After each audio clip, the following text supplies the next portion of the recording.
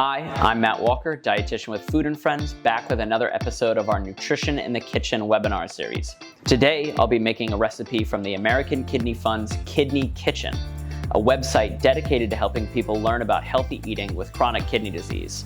This website has over 700 kidney-friendly recipes on it, and today we'll be using one of those, along with our medically tailored grocery deliveries, to make a recipe that'll be good for anyone, but might especially appeal to those with chronic kidney disease who might have been missing some familiar flavors. We're making poached fish and peppers in a tomato broth with 30 minutes and one pan. Let's get into it. For today's recipe, we'll be using low sodium broth, tomato sauce, lemons, onions, and cod, all of which are included in our medically tailored grocery deliveries.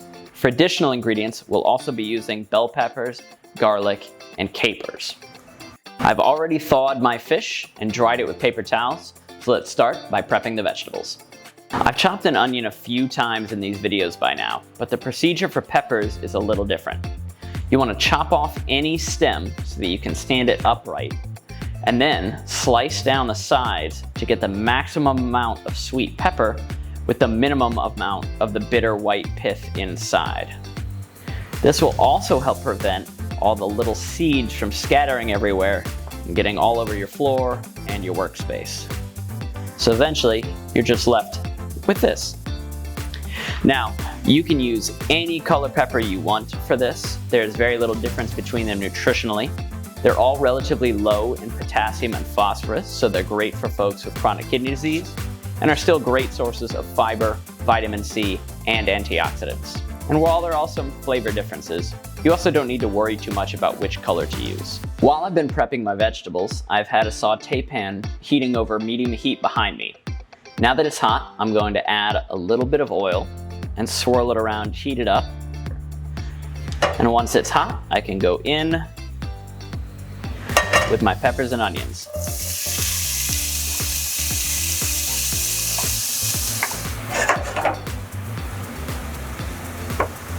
While that sautés, I'm gonna mix about ½ cup of tomato sauce into a full cup of broth that I heated earlier in the microwave.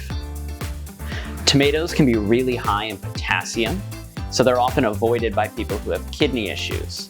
However, by adding just a little bit of tomato sauce into a larger volume of broth, we can spread it out a little bit more and still introduce a lot of tomato flavor without introducing a lot of potassium into the dish to make it suitable for people who may have chronic kidney disease. Now that our peppers and onions have begun to soften, we're also gonna add in some minced garlic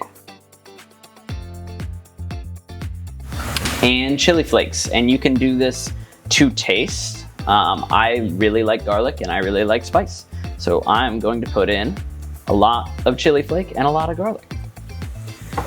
Then we'll want to stir those around to get a little bit of color on those as well. So now that our garlic has sauteed and we're getting a little bit of color at the bottom of the pan, I'm going to deglaze with our tomato broth that we mixed up.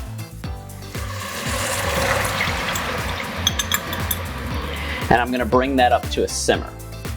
And while I'm bringing that up to a simmer, I'm going to mix in about a teaspoon each of garlic powder, paprika, some regular black pepper, and capers. Now, these are an optional ingredient, but I think they have a really nice briny taste that really complements a fish dish pretty well, so I'm gonna add them in. So we're gonna let that come up to a simmer, and once that's done, we'll add in our fish. So now that our broth has been lightly bubbling for a couple of minutes, I'm going to add in our fish. I'm using cod, which is what we send in our deliveries, but you could just as easily use flounder, haddock, tilapia, or catfish if you wanted to. So you want to slip these in and always lay them away from you so that you don't splash hot liquid onto your hands. And then you want to spoon just a little bit of the sauce over top so that it will season it as it cooks. Then simply cover the pot with the lid and let it go for about 5 minutes at first. After 5 minutes, we can start checking for doneness. White fish should come up to 145 degrees, and the best way to check this is with a meat thermometer. If you don't have one, you can use a fork to make sure the fish flakes easily rather than smushing. And be sure to give thicker pieces a little bit of extra time than any thinner pieces. Once they are at temperature, we're gonna remove these to a plate so they stop cooking and don't get overdone. And then you can check your sauce. If it's at a thickness that you like, you can go ahead and squeeze in a little bit of lemon juice and some extra capers just to finish it off and add a little bit of freshness. And also at this point, we'll taste for seasoning, adding a little salt, pepper, or acid if you need it. For me, this is still a little thin, so I'm gonna let it simmer for just a couple more minutes and then add those ingredients in. So, like I said, our sauce has now reduced to the point where it leaves a little bit of a trail when you move the spoon around the pan. So we're gonna finish it off with a few more capers right at the end so they keep their freshness, and about half a lemon's worth of lemon juice. And I'm only doing 2 servings this time, but it can certainly be made a lot more fish fillets if you're gonna spread it out through the week. Then you can store it and reheat it in the sauce for the best possible results. Stir that in, and we're ready to plate. Serve over white rice with a few more spoons of the sauce on top, and a simple side salad or other vegetable with it. Joining me today in the kitchen is Food and Friends Communications Director, and a man so good at filming these videos, he has camera in his name. This is Cameron Whitaker, and he's gonna come try this dish out for y'all. Yes. All right, here we go. And I'm also gonna try it because this is my lunch.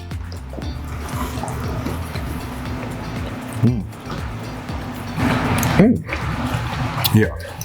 That sauce is pretty good, right? Very tasty. Yeah. Tastes like Very tomatoes. Don't have to put that much tomato in it. Go ahead and get a second bite here.